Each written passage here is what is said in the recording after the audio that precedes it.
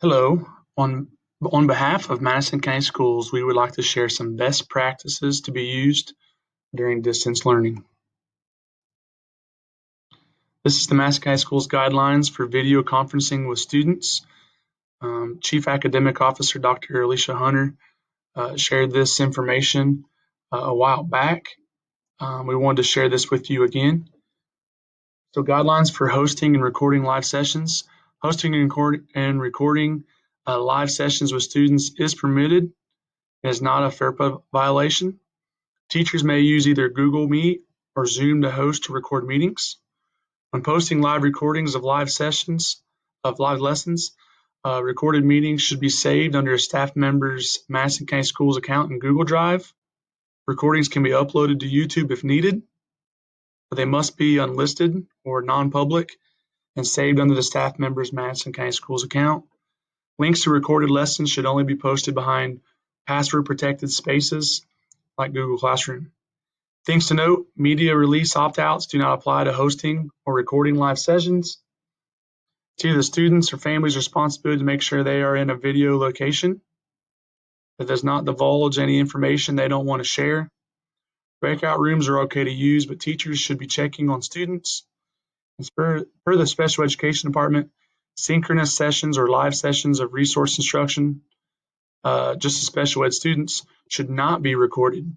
Recording of synchronous sessions in a co-taught classroom is appropriate and permissible. Please use your best judgment as an educator, and our goal for interactive learners is to provide live sessions as much as possible. Those same live sessions could be used for our independent learners. Some other best practices we want to encourage you is to always maintain confidentiality. Remember our parents and the public entrust us with some confidential information. So do your part in making sure and keeping all that data confidential. We want to make sure and focus on addressing students' social and emotional well-being first. Whether in the school classroom or at home, students need to feel emotionally safe, valued, and cared for. Although eager to determine loss of learning, schools must first prioritize the measurement of school climate, leveraging social and emotional learning, and to build important foundations for learning. With social and emotional learning, educators should focus their efforts on strengthening relationships with every student. Next, we encourage all of our staff to set expectations.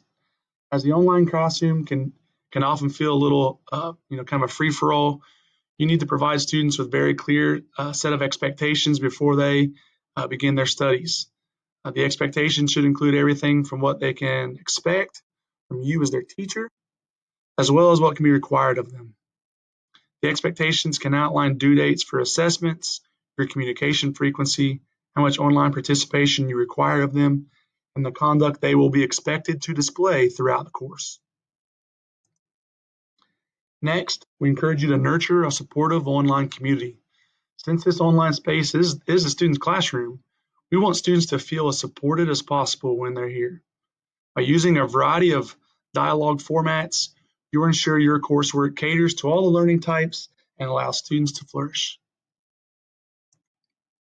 Next, we encourage you to think before you write.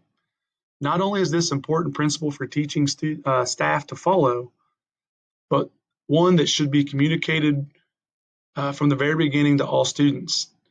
As it's well known that written text can be left open to interpretation or misinterpretation at times, it's crucial to craft a well thought out response and post to others.